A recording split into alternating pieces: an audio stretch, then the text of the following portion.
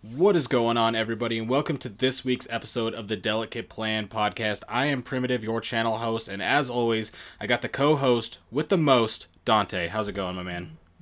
All good, Prim. How you doing today? We got one giant video for everybody. Oh yeah, I mean, you can see the title. You know what we're all going to be getting into. It's all about that ban list is finally announced. We know what's getting banned, what's getting limited, when we're getting it, as far as the North America release for it or implications for it. And so now we can start to prepare around it, play around it. I think the biggest thing before we kind of start getting into the cards is that the ban list is not going to be affecting nationals, which is very big in the limiting of Ice Wall as well as reinforced memory boost. If those two cards were hit pre nationals, I mean, security control would be super hurt by that, although it's already kind of hurting in the metagame. And Gabubond would also be hurt by that, obviously, because Ice Wall is very good. I think security control would probably be hurt a little bit more when that came around, but no affecting of nationals here. So for the people who are wondering, is the ban list going to come before nationals? It is not. We know the dates, and we will be getting into those dates here in a little bit. But what do you think about the ban list coming out after nationals, even though it's being announced pre-nationals? I think that's actually probably the best way of doing things. This is the way they, divide this ban list up is not really, very common amongst TCGs. I think what Bandai did was actually very good with hitting certain cards at certain times, just to letting everybody know, hey, we see the problems coming down the line. We have the OCG 3, 4 sets ahead. We know what's going on. So we're going to preemptively set up roadblocks for these problems going down the list Mm-hmm. or going down the road, so you would not have to endure the same problem and be outraged when it comes to it. Exactly. I mean, as far as the them not hitting it before nationals, if they put this out before, not hitting it before nationals, it's a good thing. If they put this out before nationals, it would destroy the current meta that Oh, we thought going 100%. into it. Yeah. I think it would also be interesting because with us getting EX1 delayed, it would just be like you don't even get to play Ice Wall, which I'm sure there's a lot of people Right. who would be okay with that. Some people maybe not. But I do think it's interesting that because of the cards that got announced, there's only one card in the list that is going to get hit prior to us ever actually being able to play with it, which we'll get into. But Ice Wall would have also, if it was implemented, Ice Wall would have been on the very similar track of, and it would have been interesting. I'm not sure how I would have felt about it. As somebody who plays Gabu Bond, I'm all about Ice Wall. You know what I'm saying? I'm down to Ice Wall some people for a little bit before that goes away down to one. But I could also see it if Ice Wall was out of the metagame before Nationals. I think the metagame calls for Nationals would have been a little bit more streamlined. Gabubond is Mhm. still obviously very powerful pre Ice Wall. Post Ice Wall just makes it a whole different beast. So I think if it did get hit, Gabubond would still be around. Imperial would still probably be a thing that people are playing with. But it would make decks like Agubond, D Brigade, aggressive decks like that slightly more viable because they don't have to worry about as much about Ice Wall. As to where now, with the 4 Ice Wall being guaranteed, it's going to be pretty much in every single deck that even plays some blue in it, probably. So it's gonna be pretty potent, obviously. Yeah, I really do think blue, the color blue or red is going to take this. I mean, if any color outside of blue or red takes this, that will be one gigantic shocker. I mean, Ice Wall is just a very oppressive card. Just to throw in any blue deck or any deck that can splash blue in it. Mm-hmm. Just being able to make sure your opponent every time they attack, they lose 2 memory is it's inherently like badly designed. And I Yeah. think they was trying to go for it to be more defensive card, but I think they also didn't quite realize that we had so much aggressive blue support. It was just gonna make this gigantic wave of blue decks just going Mm-hmm. into nationals. Yeah. Yeah. That's true. I mean, Red or blue is probably going to take it. I think that's not a really outrageous take to say. As we talked about previously, though, purple definitely probably has a chance. Purple's getting up there, so some good deck building, good pilot, good momentum on a day. Purple could take it, but going into it, I mean, regardless, red and blue are going to be insane. But we've already given our nationals take, so let's get into the banned cards, right? So Mhm. let's start. We have the website here open. They are talking about the cards that are banned and limited. Why they hit that? I have not yet read this website. I was waiting for a little bit to wait for the podcast. I obviously know what the cards are that got hit, but I didn't look at their reasoning, so that way we can maybe talk about Bandai's reasoning and how we feel about that. But the first card, or actually before we get into it, with this ban list, if you don't know, the ban list is going to be split up into two different release dates. We are going to be getting 3 cards that will be being put on the banned and restricted list on February the 25th, which is going to be the start of pre-release for BT7. And then down the line for the pre-release of BT8, which is going to be sometime of April 2022, we'll be getting 2 other cards hit. So getting into it, we are going to be talking about the 3 cards that are going to be hit on February 25th, the pre-release of BT7, and the top card that is the only card that got fully banned, meaning you can play no copies of it in your deck, is Mega Digimon Fusion. Now, the reasoning why makes a lot of sense. You have the Susanamon, which is a level 7 that can come from a tamer. So with the Mega Digimon Fusion, you can essentially get that without the need of a level 6, or you could just go really quick. They say here that it was speeding up the metagame and restricting viable decks, so they banned the card. And I mean, we've seen this. We saw this in the Japan meta. People were definitely expecting this with Susanamon coming out.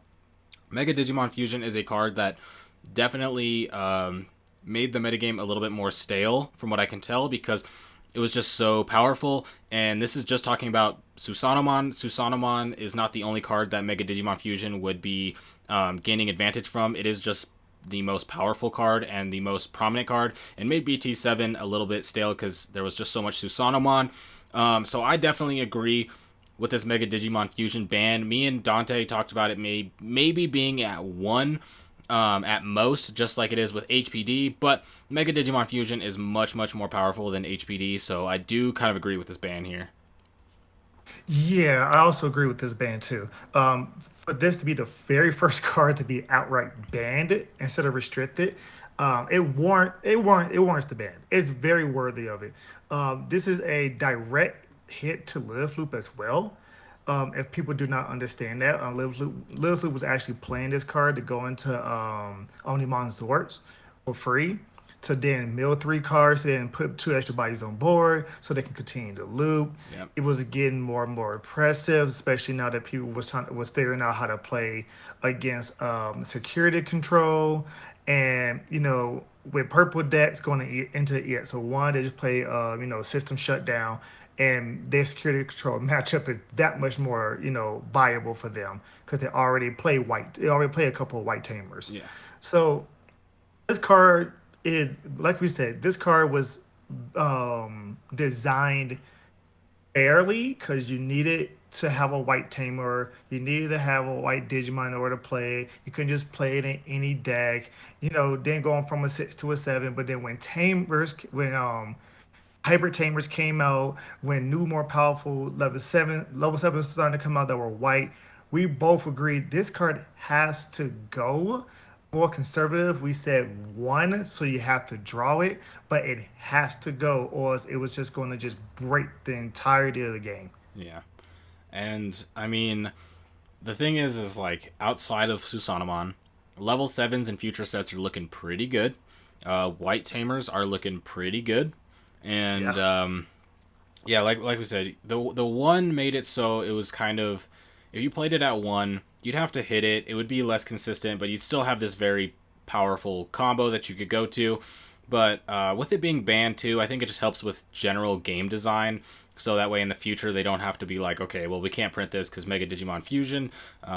It'll affect people who are playing casually, who aren't following the ban list or whatever. But as far as tournament play, you can kind of game design a little bit better now. And then the metagame is going to be way different now.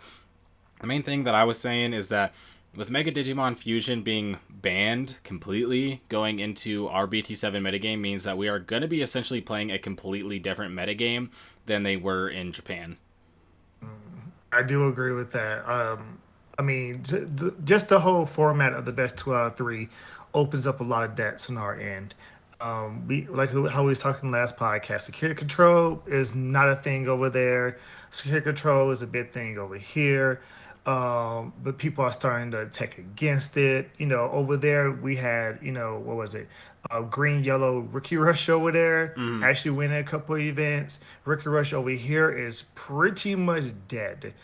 So it's two different formats, and I see them, trying to solve the problems of the game before it hits the TCG because here in America, we are the biggest market. mm, We are the most money, and they want to keep the cash flowing in. So they really want to please the players any way possible they can. yeah. Yeah. I mean, when it comes to Mega Digimon Fusion, I really don't think there's a lot to even really talk about when it comes to the ban. I think this is just if you've played even a little bit of Digimon, you could probably understand why making a really good level 7 from a tamer for 0 memory is pretty good. Yeah. I mean, it's very powerful. It's going to be better over time as well. Like I said, with the level 7s getting better, so I think I think it just makes sense. Banning here is really just like I said, I could have seen one, but I think the banning makes the most sense from the long run, just because we saw how much it was abused, and so I think that's fine. The card didn't last very long, from BT5 to BT7.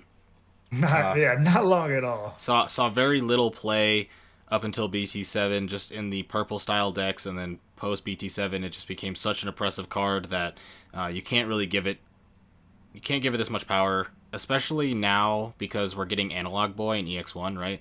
Analog Boy is a card that is going to just be good. It might not be like staple forever and stuff like that, but it's a card where you can play Analog Boy for 2, you can search the card, you can get the effects, and then you have that white tamer on board, and it's going to work well with the Mega Digimon Fusion. So that's really all I have to say about the Mega Digimon Fusion. It was definitely broken. Yeah, oh yeah, it's beyond it's beyond busted. It is a broken card in our meta game now. If this was BT, 1, 2, and 3, this wouldn't even be a problem. But because we're getting all these good level 7s that so happen to be white, you can so happen to use Mega Digimon Fusion to go ahead and go into for free. And I believe the Susanoo is a one cost to Digivolve because it is a seven Yeah. to Digivolve on top of a tamer, but you can always mitigate that with, I think a couple of tamers give you a memory when you Digivolve on top of it. It'll be when it has a certain trait. There's a You lot can, of way to gain one yeah, memory. yeah. So it's almost basically for free. Like if you have three memory, you can get Susanoo out and you can hit, three security checks with it easily. So yeah, that card 100% needed to go. Now, I'm gonna go ahead and move on to the restricted part of it. Yeah. So we have two cards that's been restricted. So our very first card that we're gonna go ahead and talk about is reinforcing memory boost. Mm-hmm. So this card on February 25th is going to be put to one. Now, this is the preemptive hit from the OCG when it comes to the D Reaper deck. D Reaper, like how Prim was talking about a couple of podcasts ago. D Reaper with the yellow they're doing in OCG is becoming a very oppressive deck to Yeah. where they keep on stacking certain D Reapers they play out. It keep on getting hit off of security. It makes it to where it grinds the game all the way down until D Reaper is ready to then just go in for pretty much an OTK. Yeah. I mean, ironically, this also hurts security control like very hard because they do play, 2, 3, 4. They play multiple copies of this card. Just being able to reveal two off the top of your deck, put one on top of security, and add the other one to your hand. Yeah, security control. You don't really care about paying 6 memory because you're playing cards for 7, 8 memory already. And on top of that, the delay is a 3 memory gain. So Uh-huh. that's one of the things to where I think it's the biggest gain in memory boost in the game right now. So just being able to constantly, get more and more memory to max out your memory to play, one, two, possibly even three high cost, option cards, or dropping down the giant Digimon and being able to play an option card. Yeah, this one really sting for the security control players. Oh, I mean, this is a card that multiple decks are playing, right? You don't even need to play security Hmm. control. You just play. I mean, I was playing this in Shine Greymon, right? Like you can put Yeah. it in like everything. It's just that card. This is a card where if it said for 6 memory, you look at the top two, draw one, and put them at the bottom, or put one on your security stack, and that was it. This would still be a strong card, right?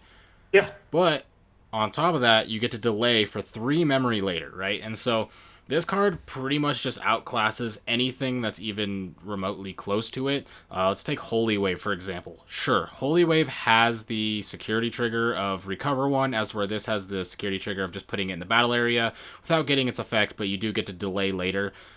Even that is still very powerful, but if we just want to talk about hard playing Holy Wave and hard playing Reinforced Memory Boost, one is very, very clearly much stronger because not only are you putting a card on the top of your choice, but you're also getting to draw a card. And the only real downside to that is that your opponent gets to know what it is, which a lot of times you can play around. Like in the current security control meta we have right now, if they play Reinforced Memory Boost and put an Ultimate Flare on the top, well, then I'm probably going to keep my Gabumon in Raising and then swing in with the Gabumon that's on board and let that get cleared and then go off later. But even that, it's still annoying because now I have to delay a turn just so that I don't get like destroyed and blown up Hmm. and de-digivolved and all this stuff or whatever it is. This card is just insane. Like I said, if it was a card where if you took out the delay part of it and like just made it like a Holy Wave security trigger, it would still be a million times better than Holy Wave. Like there's no way to not make this card busted with an errata, so you have to hit it. This is a card where if you're playing this card, you're probably just playing 4 of it, unless you're playing in a mid-range deck such as the Shine Greymon where you're playing like 1 or 2, but even then it's still really good. But if you're playing a control style deck, you're definitely playing 4 of this. You're going to get this advantage all the time. Then you're going to be able to delay for 3, which means you get to extend your turns later after you recover and slow down the game and stall out your. It's too good, right? This was a card that I think could have been put up for just full banning, just because of the fact that it's stronger than really everything that we have right now that has a similar style of effect to it, and it's probably going to be stronger than most of the things that we get in the future as well. But I think the 1 is fine. It's one of those cards where at 1, this card is never going to be oppressive as 1. It's always going to be very just powerful when you play Reinforced Memory Boost because you get to choose both what goes in your hand, what goes on top, and then you get to delay. It's a very, very good card. At 4, it's definitely a card that's super annoying because I mean, you play it again and again and again. You keep recovering, or even if it comes out of security, you get to delay, and it's just so good. Oh yeah, and I think a lot of people, they're like, "What? Why hit this to one? Why hit this to one?" Well, everything that Prim just said, but at the same time, just look at the delay portion of it. We know that memory is a gigantic, gigantic thing in Digimon, and three memory is just like you having a memory tamer. No matter what memory that you go to. If you go to four, guess what? Now you got seven. If you go to one, guess what? You got four. So you will always be playing with very optimal memory. No, like, and you can do so many plays. And I mean, yeah, I think the one is fine because I think yellow decks do need a little bit of support. Yeah, Shine is one of those things to where a lot of people are looking at and getting ready for. I still think that yellow still needed this card. So me personally, banning it, I can see why it would be ban worthy, but I personally think that one is fine. It's just it's going to suck for yellow players not being able to see this card Hmm. because yellow doesn't really draw as hard as maybe a blue deck or maybe a purple deck, Yeah. but it is going to be one of those things to where when you hit it, it's going to feel good when you hit that bad boy. Oh yeah. I think one of the strongest things about this card is just so I mean I already talked about I think the card's strong. I think most people think this card's strong, but the 4 is what does it. It's the consistency of Yeah. it. It's the fact that if you're playing against a control deck, they're gonna probably hard play this card 3 times, right? Oh And yeah. that's never good because it's like okay they just recovered, they got to choose what it is. They also just added Magna Dramon to their hand, so now I know I can't put them below 3 and all that. It's not only a really good card, but the information that you give to your opponent a lot of times can just be like a mind freak where it's like you have to play around what's in security and what's in hand now, and when you're playing against security Yeah. control, you usually kind of have to play around them having everything a lot of the times. Unless you can't, then you just kind of have to play around them having nothing. So as far as the game plan goes, it doesn't really change when you learn, but it's just one of those things where you can really get in, like you can get in your own head when you kind of like know what's going on in security because it kind of changes things. But the Start consistency overthinking. is really what does it. The fact that your opponent can play two, three, four of these a game, like on a consistent, like it's consistent that they're going to play that many a game, it's very, Yeah. very powerful. If they can play at least one a turn, then it's just like it's a fair card. Because I mean, look at the other regular memory boost, right? Howling memory boost, obviously very powerful, but Yes. gains you two memory. Correct. Glaive memory boost, not that powerful in my opinion, but it also just gives you two memory boosts, and that's because they cost Yeah. three. But this one gives you three memory boosts or three delay, right? Which is Yeah. super powerful and has just what is, as far as a card for card basis, a stronger effect than the other memory boost. Like Howling does have a very powerful effect, and being able to strip sources and make it so they can't attack or block. I'm a big fan of Howling memory boost. I'm going to be playing Howling. I'm trying to think about going up to a third Howling in my Gabubon list right now, actually. Mm. But it's just it's a good card. But as a card for card basis, Reinforced Memory Boost is always going to blow them out of the water because being able to look at the top two and choose what you do with those two cards is always going to be very good. Imagine hitting a Zort defeat and imagine hitting a Magnadramon.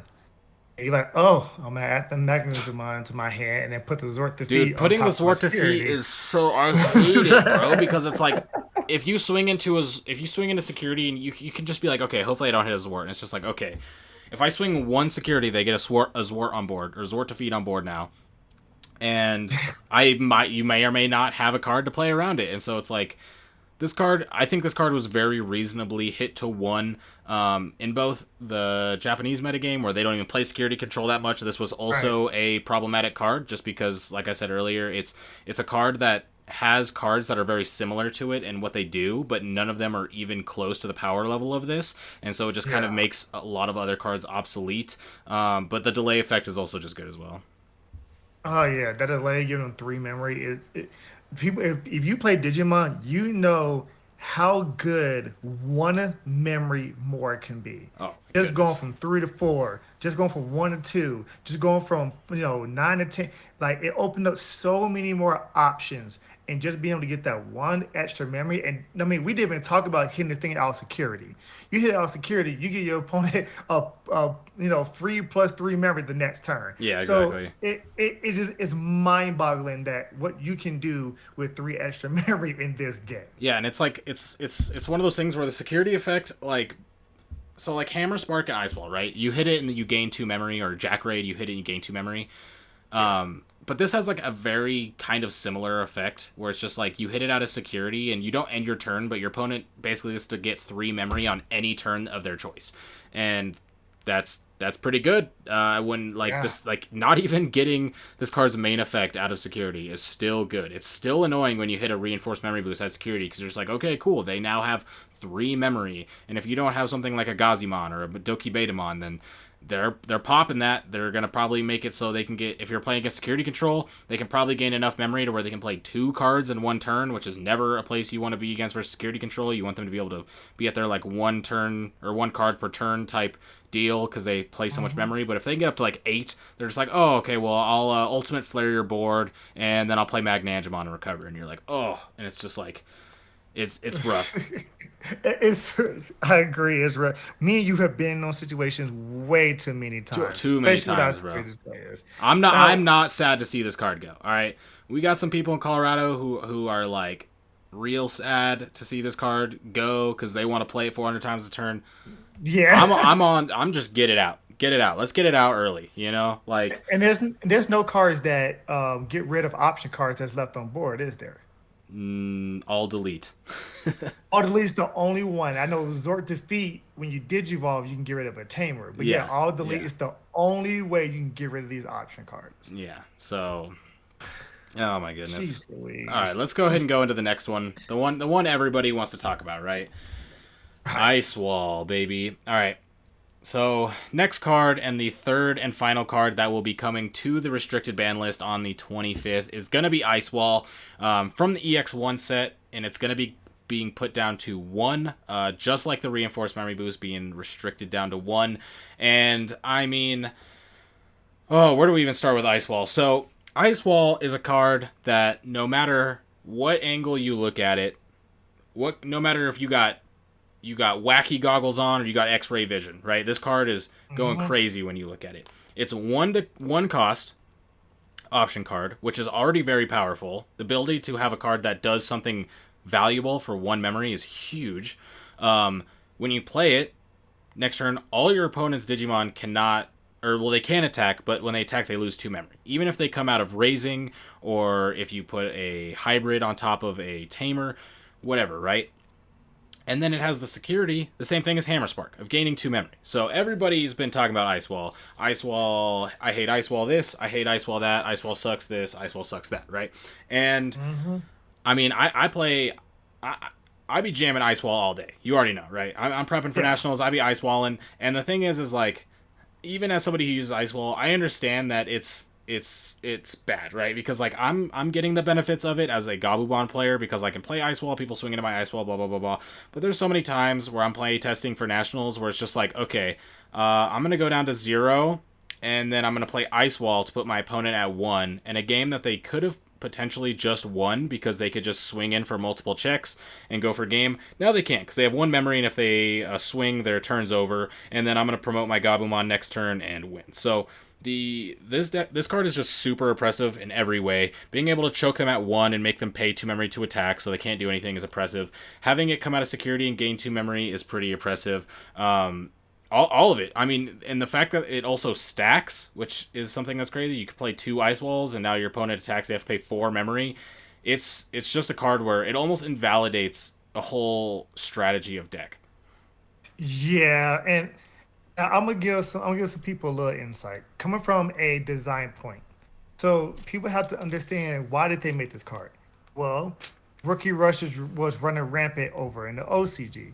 So this card was a defensive card to go against decks like Rookie Rush that want to build wide, that want to attack you, 3, 4, 5 times a turn. It would then pretty much stop them from attacking, or they attack once their turn is over, hit all that good stuff.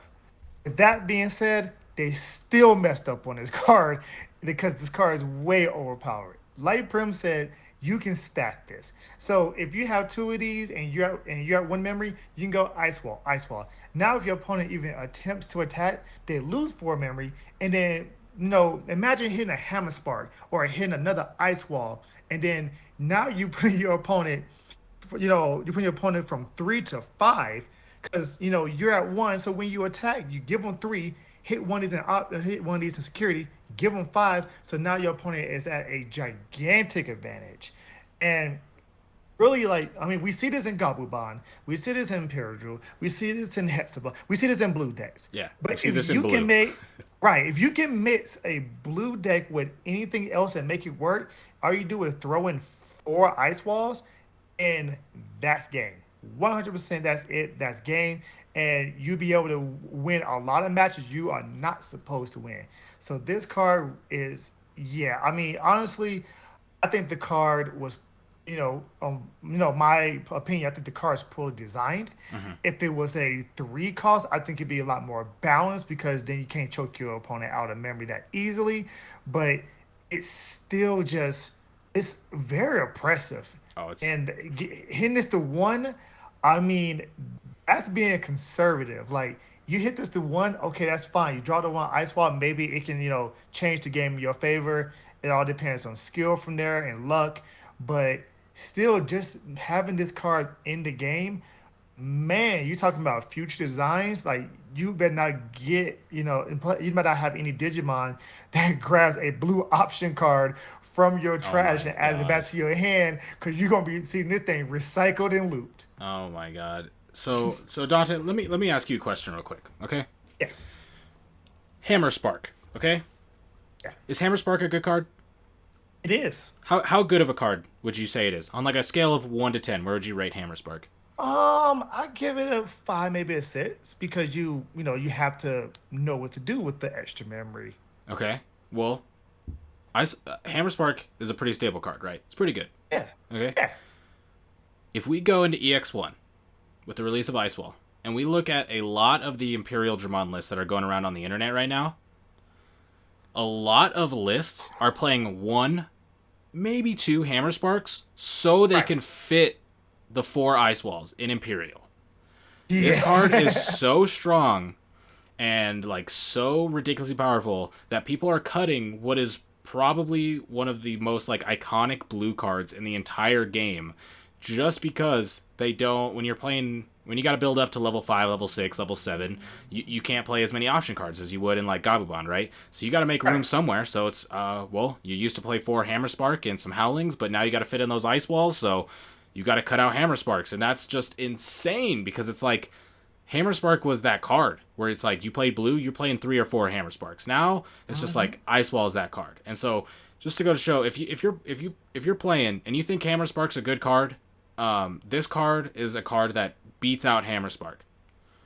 I mean, no, like 10 out of 10 times. There's no debate. For it to give it, for them to give its Hammer Spark security effect and then give it a more powerful effect on activation, that's insane. Oh yeah. So like this card, like it makes, and this is what we called being pigeonholed.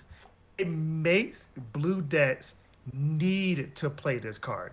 It's not one of those things to where it's optional. You can play a blue deck without Hammer Spark if you really wanted to, but it won't change the functionality of it. But in order for you to play the deck optimally, you have to play the Hammer Spark. Now, imagine somebody saying, "I'm playing a blue deck, but I don't want to play Ice Wall." That's what? What do you mean? Yeah. It's insane. Like it's blasphemy. Like you playing blue, you're playing Ice Wall, and that's being pigeonholed, and that's not really too good for the game. Sure, you can have optional directions of where you want to go in certain colors with certain cards.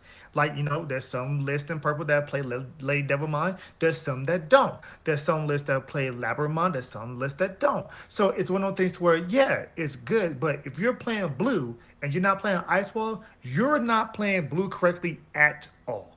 Yeah. I mean, I gotta say something. Like, so I come from Pokemon VGC. A lot of our Yeah. listeners also know that I have a VGC past, and one of the things that I really disliked the most in my history of playing VGC was Primal Groudon and Primal Kyogre.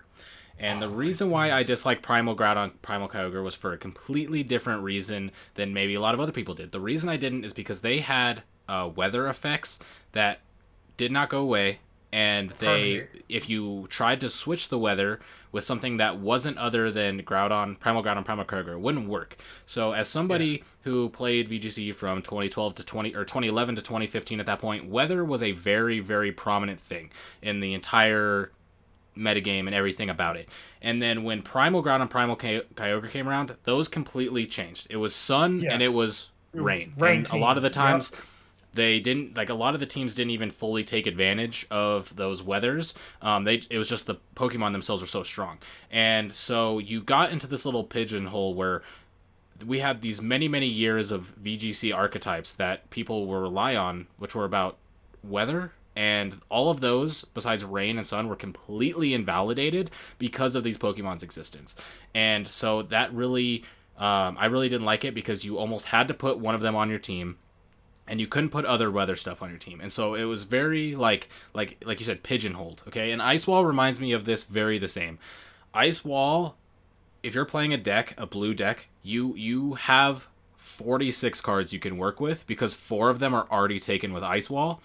And Hmm. that's one of the things that I don't like as far as just competitive design in general. I don't like when something is so powerful that players are essentially, if they want to do a specific thing, they have to do it this one way. In VGC, if you wanted to make a weather team, you had to play Primal Groudon or Primal Kyogre, because if you did anything else, your deck was literally weaker, or your team was weaker than somebody else who did that. And this is the same thing about Ice Wall. If you don't put Ice Wall in your deck is strictly weaker than somebody else's deck who has Ice Wall, because you're like, oh, well, I get to fit all these other cards, blah, blah, blah, blah, and then they Ice Wall and put you at 1.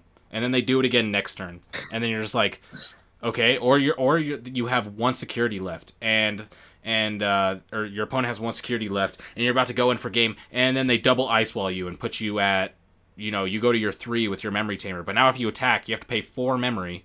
So unless you have some sort of memory gain, which can get shut off with things like Madoki, then you're done for. And so my biggest problem with Ice Wall, or any card where it's like an auto include, is that it's an auto include. Cards. Digimon is a game that has that's different than a lot of other card games, in my opinion, where you don't have to like build tribal decks. Like you don't have to, if you want to play Gabumon, you don't have to play all Gabumon Garura cards. If you want to play Greymon, you don't have to play Agumon Greymon cards. If you want to play Tsunarizamon, right? If you want to put Tsunarizamon in your black deck, you don't have to go into the Digimon Tsunarizamon Digivolves into. They can go into any Digimon, right? And so Right. there's so many different ways that you can build a deck and so many different cards that you can play, that you don't really get pigeonholed into this. But there are just some cards that are auto includes, and like the thing with Hammerspark is Hammerspark was very powerful and it was essentially an auto include, but it was an auto include to a level where you played it, but you didn't have to play 4, right? You could play 2, you could play Right. 3, you get away with it. Ice Wall is just a card where it's like, okay, well, if I'm only playing 2 or 3 Ice Wall, then there's a lower chance for me to draw it, which is bad, and there's a lower chance for it to be in my security, which is bad. Right. Oh man. Right. Like this car is crazy. Like this, like it reminds me of Dragon Ball TCG, when they was like, oh, we need to put Whis' ejections to one. It was like, we get that because that card is just insanely ridiculous. We get it.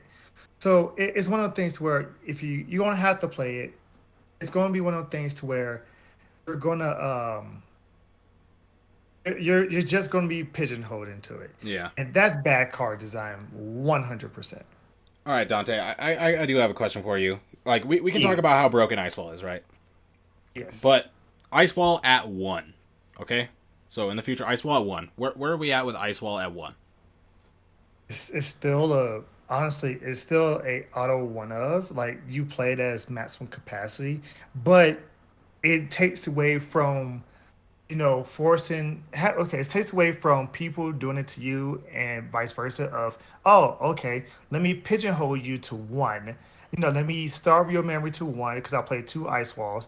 Now, whenever you attack, you are guaranteeing me three, maybe even four memory when you attack. Yeah. So it's preventing those kind of game states from being, a thing to where a lot of people are going to be finding themselves into. Now, being ice walled once, you can play around that. Yeah. Like, okay, I'm gonna just probably build up or build out a little bit. Try to prepare for the crackback. But being ice walled multiple times, it is one of the things to where, ha, I can do it to you, you can't do it to me. Yeah. So it's really not fair nor balanced for the game in particular. But Ice Water One, yeah, sure, why not? I have to agree. Same thing I said about Reinforced Memory Boost. Reinforced Memory Boost at 4, it's just the consistency. Your opponent being able to do it multiple times is just oppressive and very good, right? And the same thing with Ice Wall. Ice Wall at 1, I think it's a card where, yes, you're pretty much always going to play it at 1 just because it's Hmm. that good of a card, right? It's a card where it has a good on play effect and it has a good security effect. Okay, so it's like it works, but it's also a card where at 1, a lot of the times you could probably see people who are playing it kind of save it for that one crucial turn where it's like, okay, I'm gonna try to go for game next turn. So you play the ice wall now, trying to restrict your opponent's limitation or options, slow them down, or maybe you're in a situation where your opponent's got 3, 4 Digimon on board, maybe one in the raising, but they don't have a memory tamer, so then you can put them at 1 with the ice wall and make it so that you can get Hmm. back to your turn, right?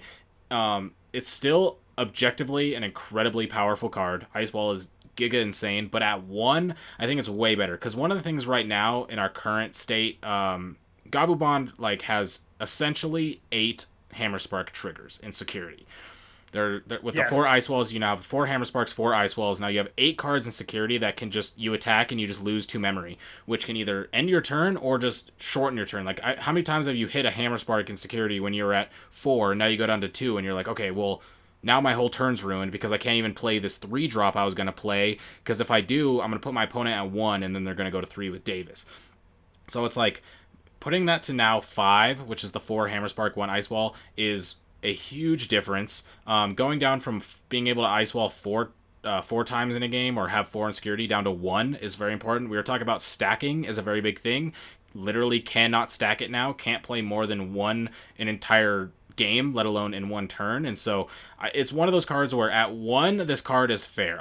I think you personally could have gotten away with 2. I don't know if that would be better for the game, but I think this is a card where you could have gotten away at 2, just because it's one of those things where it's very, very powerful. Most people hate it, so they want it gone, but it's not like it's the consistency part of it. It's so consistent at 4 that it can just happen multiple turns in a row. So I think you could have gotten away at 2.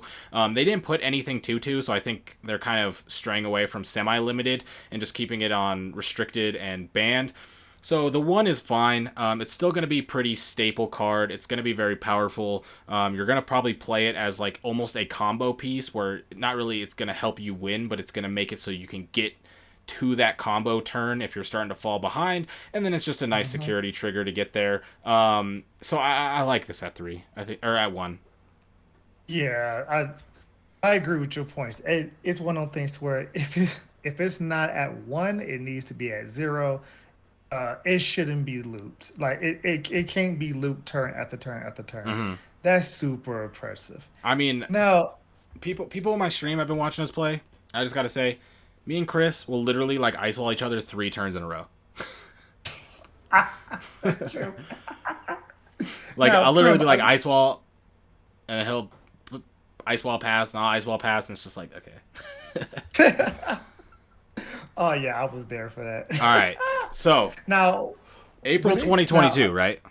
yeah, April 2022, we're yeah, gonna be getting the pre-release of BT8, which is going to bring us to the second part of the restricted ban list, which we will be getting 2 cards on there come BT8. So these cards will be legal all through. Well, one of them I don't even think comes out till BT8, if I'm correct. Or no, it is correct. BT7, Oh, right? BT7, yeah, it's Yeah, yeah. BT7, So yeah. going into BT8, we will still have these cards for BT7, so you'll still be able to enjoy them for BT7, which is nice. But the first card, and the card that has had the most uproar of it being hit, Savior Huckmon, right? So I haven't yet talked or read this, like I said earlier, and one of the biggest things that I've heard or criticisms is people talking about the reasoning why Savior Huckmon's been hit. So I'm gonna go ahead and check this out right now. He says decks that use this card with Jesmon have dominated the metagame for longer than anticipated, greatly limiting viable decks in red. For this reason, we've decided to restrict this card to 1 copy per deck. So the reason why people are being upset with this reasoning is because it's not like the other cards where it's objectively metagame warping. It's not like ridiculously powerful. It's just something that's been around for, I mean, BT6 to what now? They're in BT or EX2 coming up on BT9, right? It's Yeah. been around in Japan for a minute. Japan, Jesmon's, or yeah, the whole Jesmon pack has been around. And Yeah, Savior Huckmon is definitely its key piece. And so I can see why people are upset by this because it's saying they just want other cards to be played or red cards besides Jesmon to be played, which is kind of one of those things where it sounds like, hey, we need you to buy new cards and stop playing old cards that don't have very high value. well, and so I can see from both players. I can see from both sides of it. Now, my thing is, first of all, I'm sorry, Just Mom players. Me and Prim did not want this card being hit at all. We said this card is, I mean, it's good, but you got to remember what their meta is, what our meta is. Just Mom's been around over there for a year, terrorizing everything, becoming the best deck. So it had to be hit. Now, would you want it, this be hit, or would you want it Just Mom itself being hit? I think this is probably the best hit if they was going to hit Just Mine. But It's the you most also got to impactful remember, hit. correct. Like you don't want to just outright just terminate the deck because you can play Just Mine before Just Mines. It's just not you won't get the extra benefits of playing the Savior Hawkmon. Yeah. Now, on the business side of it, if I'm a company and I need people to buy product, and this good art type that we put out a year ago is still running rampant as the best deck or the best two decks, and no one's playing any other of that in particular color, I have to assume that this is the top meta deck for red because nobody's trying to play, um hybrid red, or nobody's trying to play, war greymons, or nobody's trying to, a couple people's trying to play black red war greymon, but not too many, the sales are not it's not seeming right. Now they're like, okay, we need to push out better red stuff, but if we make anything better than Jessamine, it's gonna dominate way, way worse than Jessamine. Yeah. So they need to curve it back. They need to bring red back down and say, here's all the other options that are viable. Plus, we're gonna put out something more, not on Jessamine level, but probably close to it. I think. Yes, here in it. Oh no, go ahead. Go ahead. Okay, I was gonna say. The thing about hitting Savior is Jesmon is still playable, right? You can Yeah. play a lot of things. The what Savior stops is, or limiting the Savior, what it stops mostly is the OTK potential of it, because now you really can't OTK too much, and the consistency of finding Huckmon or Savior Huckmon at 1 is already going to be really low. People are already struggling to hit it when it's at 4 sometimes. You see people Right. bricking it, and so at 1. But the one thing I got to say really quick, because I just got to throw this out there, right? And Uh-huh. this is going out to the people who have been saying that the only reason that they're hitting this is for business decisions, and that this is dumb, blah blah blah. They're getting mad at Bandai or whatever. Is this probably a business decision? From what they say, yes, it is. I agree. But the thing is, you have to understand is that me and Dante have played a lot of card games, right? Yeah. We might not have played the same card games at the same time, but me and combined, we played a lot of card games, okay? And a lot of card games I have played from the beginning till the time that they die without ever getting anything on like a ban list, erratas, anything like that. Like what we get is what we get. The fact that Bandai even made this ban list shows that they are like paying attention to the competitive scene. They don't have to worry about the competitive scene. The competitive scene, for the most part, I don't think really makes them a lot of money. Obviously, like them playing it, but the actual like people showing up to tournaments and stuff doesn't make them a lot of money. They're just making the sales and stuff. But the fact that they're like paying attention to this, giving us erratas in the past, giving us new ban list stuffs. This shows not only that they're paying attention, but two, that we're probably going to get updates to this again in the future, which is super healthy. Because like I said, I've played games where cards were objectively oppressive, should have been deleted from the game, should have never even came into the game, and then they never ever get touched, and then the game dies. So Yeah. the fact that we even see this is amazing. Yeah. I mean, look, we play many TCGs. Oh yeah. Like I'm gonna take for example Yu-Gi-Oh. In Yu-Gi-Oh, guess what decks get hit? Oh, the top meta decks. Especially they've been running around for a very long time. Oh, They if in usually, Yu-Gi-Oh, if a deck's been going around for like more than 2 formats, it's gone. like for example, It's getting Sky deleted. Striker. Sky Striker was been around for 2 years, and they hit that deck like 4 different times before it finally died. And then guess what they did? They gave the deck more support and started moving cards off the ban list. And now the deck is actually a good rogue deck. It's not top meta, but it's playable. So this is one of those things to where people have to understand. If you are playing the top dog, and it's very oppressive to where you're undoubtedly unarguably the best deck or the best two deck, you're going to see a hit, like no matter what you may say. That's how TCGs run, because only 10 to 15% of their sales come from the competitive scene. The other 85 to 90% come from casual play, Uh-huh. come from casuals buying their product. So if there's a good red deck out there, and in casual play like locals and stuff, and no one's sitting there buying any red cards or any new red structure decks, or worry about any new red level sixes and sevens, because just mine is just that much better, and guess what? They lose out on sales. So that's a business point of it, and people have to understand that. You can be mad as a player, but you have to understand that at the end of the day, They're there to make the bottom line, which is a dollar, but for them to actually come out and say, "Hey, this is why we hit the card. Oh my This is the god. timeline. We're gonna hit it. We Giving give the you some time to reasoning for the prepare." cards is insane. Something that's like Is I don't even has this ever been done in another card game? Like literally, this is why we hit it. Here it the is. only the only other one I can think of is Pokemon. That's literally Yeah. it, and Yep. that's only and expanded. And they're like, okay, here's a watch list. We're looking at this card, or yeah, we banned this because that's the Yeah. And only then other the card game. Lysander's trump card. Right, like yeah, they had to ban that outright. I was playing at that time to where that they banned it outright. Like it Yeah, I was was playing too when they banned good. it. Yeah. Like my thing is people have to understand that if you play in meta, you running that risk of it getting banned. Now, this ain't Pokemon. You're not losing all your cards. You're losing one card. You're not saying, oh, your whole entire deck just got rotated to a different format. Bandai don't like that. So they're like, okay, let's get rid of the problematic cards. Your deck is still viable. You can still play Jessamine. You just can't play. You can play more than one Saber Hawkmon. So yes, like you can still play it, but it's not as strong as you want it to be. All right. What's your like final word on the Savior Huckmon ban? Where do you like just a quick where do you stand on this? Right, like we kind of went into it, but if you could just give one sentence, Savior Huckmon got hit to one. What are you thinking? Like just a quick I feel concise. so, I feel sorry for just my players, but I see why they did Yeah, I'm not sorry for the Jesmon players. Sorry, I hate it. Jesmon. I don't care. I'm delete it. That's fine. but yeah, I don't know. I, they're, I they're, I think the they're reasoning. gonna I'll come agree after with you. the Jesmon players that the reasoning for it is dumb.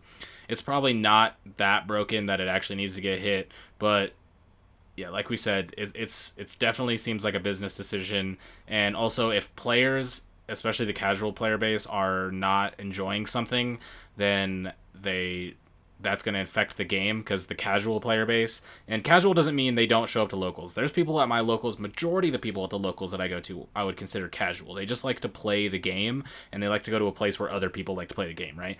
And That's me. if those players are not having a good time because of a deck, then it's got to go. And Japan's been complaining about like Jesmon and Savior Huckmon in general for literally months. So if you have a player base of people who are complaining about this card for literally months, well then you should probably get rid of it so people don't get to a breaking point where they just leave.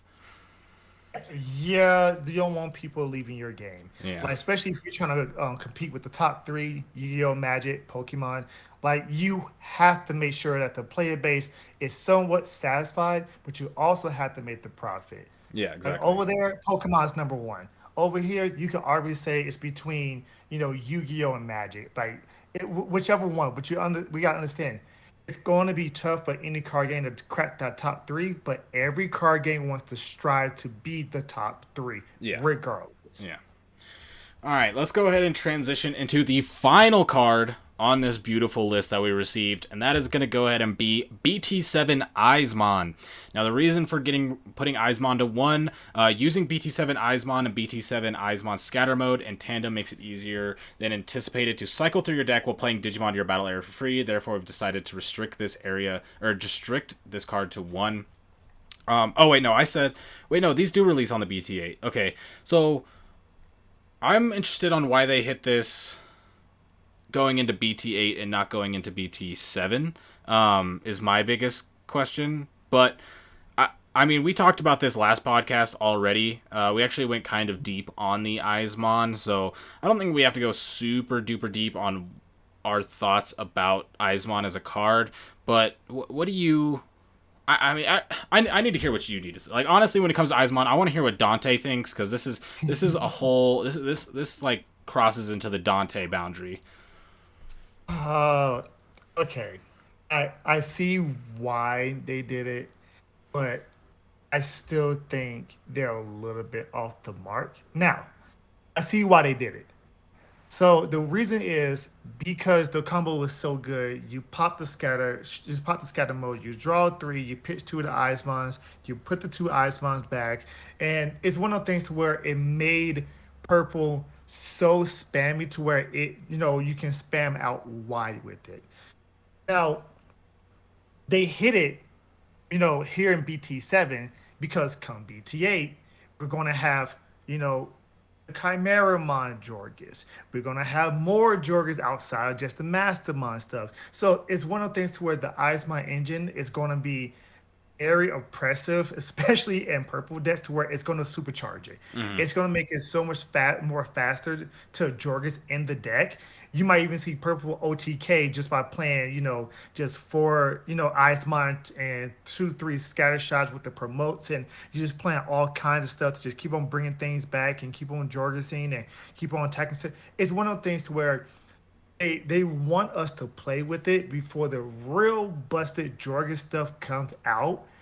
Yep. So as I do get why they hit Eismon itself, I still think that, in my opinion, if you wanted to hit one of the two, yeah, it's probably the Eismon instead of the scatter mode.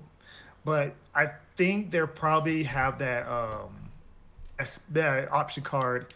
Oh my god, I'm spacing right now. But the option card, the one cost option card, pop one, bring two purple Digimon back Hmm. from your trash. Like that's going to be a very powerful card, especially with cards that want to be deleted just to do some nutty combos. Yeah. Now, is it going to be oppressive with the Eismon gone? I don't think so. Calling from the darkness. There you go. There you go. I'm spacing. I got too many cards in my head right now. I was like, I But know it's something from the darkness, but I didn't want yeah, to. but yeah, it's one of those things to where just being able to have this, because I mean, let's be real. Play this at match. You play with the Nubis Mind. That's the best way of playing it. You play with the Nubis Mind and Lilith Mind. The Nubis Mind, when everything comes out the trash, it gains rush. You bring these two out the trash, or keep on, discarding it from the hand to bring out the trash, and keep on, hitting. You keep on attacking with rush, and then you can keep on getting it back with the option card, and then you can keep on pitching them, and then keep on rushing. And yeah, we might see some purple decks come BT7 actually start jumping in power because of this just, small combo, because it can, pretty much put 5, 6, 7 attacks in one turn off of a basic standard purple combo by turn 2, turn 3. Now, this the right hit? Okay, I'll take this. But I just say this, Bandai, fair warning, keep your eyes on that option card. That option card may be more problematic than you may be thinking. I think I mean, the fact that we got another list, I think we can expect one to maybe come out in the future. I don't know how Yeah. far away that future is, but I can expect it to come out. And we'll probably hit some stuff. They'll probably end up hitting some Mother D Reaper stuff, and maybe they'll come back and see that. We'll have to see what comes out with the what develops after the passing of EX2 meta, as well as going into BT9. As of right now, the with this ban list coming into effect in NA at a completely different time than it will in Japan, kind of shows that we already had a type of situation where you could look at the Japan metagame and how they played certain decks in the past going into future metas, let's say BT7, right? And Yeah. but it was already a type of thing where their metagame was already going to be very different than how it develops in North America, which is something that we saw, for example, in like BT5. There was a lot more green, I think, in the NA than there was in Japan and stuff like that. But with this ban list coming in, uh, what they have is going to be like way different than what we end up having, just because I mean, like, the MDF going is going to be crazy. The ice walls going is going to be crazy. Restricting of the savior and the Eismon is definitely going to change how the metagame looks going into BT8. But we might be able to see something again in the future, and they'll probably be able to go back and hit some other stuff. We'll have to see how it develops in Japan. As of right now, we can see, I mean, the Sukuyamon's been doing decent. The Mother D Reaper's out there going crazy. I don't think as many of the other decks we kind of talked about a couple podcasts ago when we were going over the EX2 set will hit, just because of the MDF ban is going to shut down some of the other stuff that we were kind of talking about, like the Crimson mode and stuff like that. But Right. for the most part, yeah, I mean, I don't have too much to say about Eismon. I kind of said my thing in the last podcast. I think being able to play things for free, no matter where it comes from your hand or from trash or whatever, especially when they have 5k DP and they're an champion, which means you can Digivolve on top of them, and then they have the boost. It's a good card. Like you said with the calling from the darkness return. What I already forgot the card name. Upfront darkness, yeah. Even if that card is the more powerful, I think no matter what, hitting the Eismon itself is going to slow down everything in general. So I can agree with this. I think it was very powerful. What you said might be the better option. At this point, we'll never know because what we talked about is not what reality ended up being. But the Eismon is at 1. I think at 1, it's a card where it's going to be a good card. You probably still play it as a one of, just because you're gonna be trashing stuff and all that anyway. So it's like, I think it's all right. But what do you got for final thoughts on Eismon here? Yeah, it'll still be played. It be one of. We trash too hard. Scattermo's too good of a card. Um, with Eismon, with this whole entire list, actually, it's seeming to me that Bandai doesn't want to semi limit anything. It wants to put things to 1, or if it's really problematic, they want to ban it. And I think this actually might be a good thing, in my opinion, just for the simple fact that you hit problematic things to 1 so people can still play it, but it's not as oppressive being at multiple copies. Yeah. So everybody can still play their favorite card slash cards. So, I mean, I'll give Bandai kudos on this ban list. I'll give it a solid 8 out of 10. I like this ban list. I mean, as far as what we got, it's a good ban list. Is there a couple of other things that probably should have been hit, Tommy? Yeah. Yeah, yeah. There's a couple other cards that probably should have got hit, but they did not. So I mean, we already put our piece on all the things we thought we were gonna get hit. Last podcast, this podcast, we're going over what actually got hit, our thoughts and stuff like that. So going over what's not gonna be hit, I don't think is we already did that, But as far as the overall, I do think it's nice. I kind of a part of me liked that in Yu-Gi-Oh! Where we had some cards that were at 2 and then some cards that were at 1. Obviously, it's a little bit different since we can have 4 of copies opposed to Yu-Gi-Oh! Having 3, but I was kind of a fan of the semi-limited, if you will, structure of Yu-Gi-Oh! And not seeing it here doesn't. I won't say it makes me sad or anything like that. I would like to maybe see something like that in the future, if possible, just because that would make cards that aren't necessarily breaking that absolute broken boundary, but highly powerful type stuff, maybe go down. Like, for example, Tommy. Tommy's a card that you could probably put to 2, right? And it would still probably be reasonable, and stuff like that. But like I said, as far as this whole ban list goes, I think they did well. I agree with everything that they hit on here, mostly just because I don't like Jesmon, so I don't really have any problems with the Savior Huckmon hit. I'm down to not play against Jesmon for the next year. That as far as a person who plays this game a lot, only the Savior going out sounds like a good old time. Ice Wall, obviously very good. Reinforced Memory Boost, a very oppressive card, and then MDF just broken, and it's so meta warping that I'm actually way more excited for BT7 now than I think I was pre-ban list, because now we get something literally completely different. Hey, Ancient Beetlemon is going to be a thing in BT7. There we go.